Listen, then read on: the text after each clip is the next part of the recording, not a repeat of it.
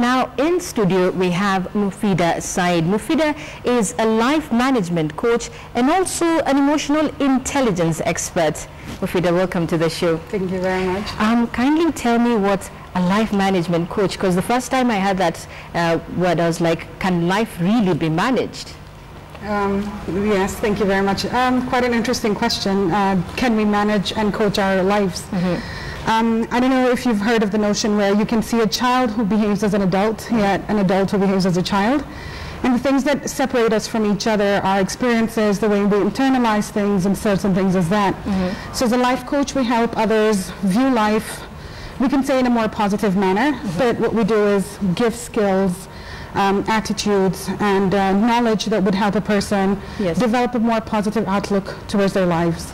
And what does it entail? What are the, you were telling me about it has several, categories? Yes, emotional intelligence has separate, different categories that we look into and we target. So initially, self-awareness is what we usually preach to teach a person to become a better person. Yes.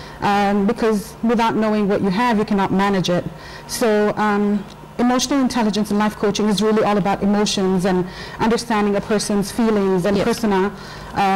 But more importantly is you driving it, being the manager of these emotions. Yes. So we have 4 quadrants in intelligence, emotional intelligence. The first one being self-awareness.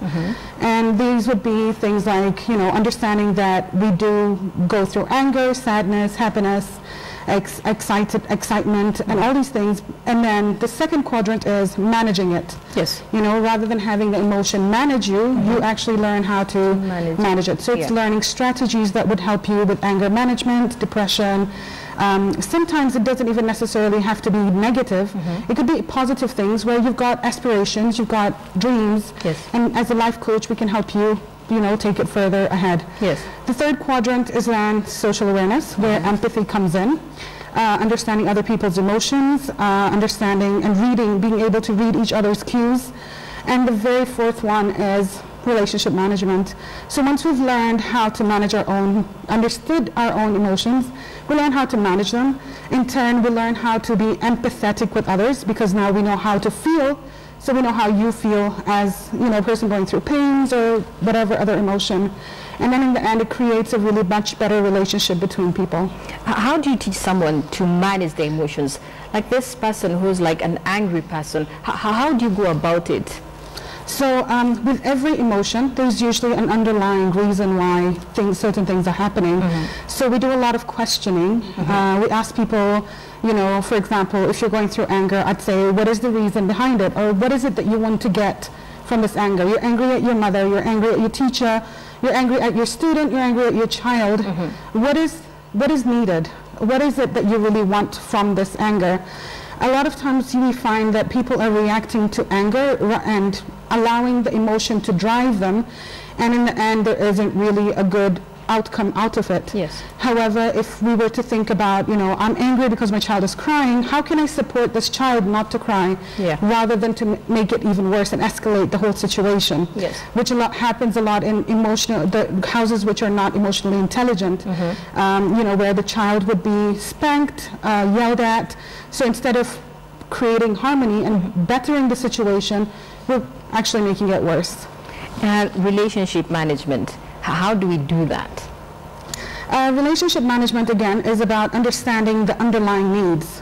So if I have my needs met because I understand them, for instance, I need some time with my husband or I need time with my father, but I'm not able to speak it out, then I'm going to be having problems within myself.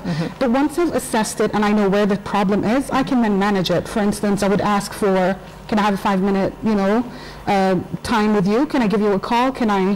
You look for ways to manage that emotion.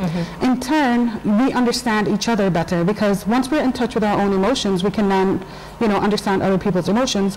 And with all that whole, the whole quadrant coming together, we end up having better relationships in our homes, in our workplaces, in our offices, in our hospitals, in our news anchors, like yourself, quite emotionally intelligent. Yes. So this is what emotional intelligence is. it works at a macro level and at a very micro level as well. Okay, thank you very much. Mufida Said will be coming back on KTN News, the second part of our bulletin. Time now for a short break, but I will be back with more news.